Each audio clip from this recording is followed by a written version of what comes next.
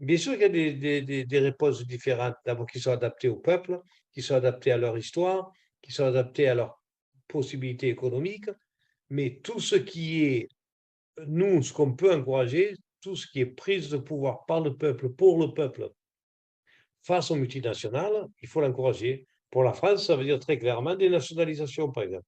Total, là, où il y a la moitié des ministres du gouvernement bientôt qui sont actionnaires. Il faudrait que ça appartienne au peuple.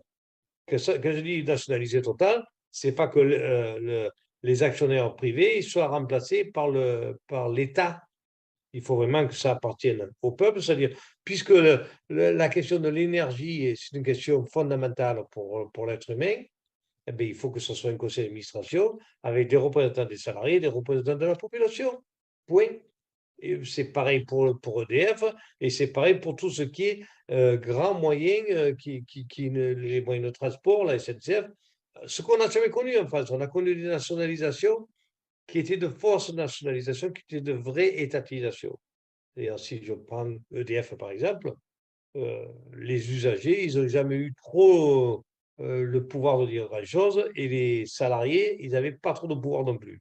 Là, il s'agit de construire des grandes entreprises qui existent avec des savoir-faire, avec une possibilité de contrôle des usagers et de la population. C'est ça qu'il faut faire pour la phase. Le modèle, il n'y en a pas. Est-ce qu'il faudrait inventer? Oui. Est-ce que on a la réponse toute faite? Non. Est-ce que ça va nous poser des cols? Certainement.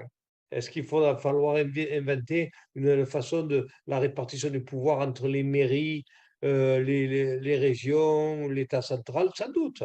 Mais en tout cas, certainement même.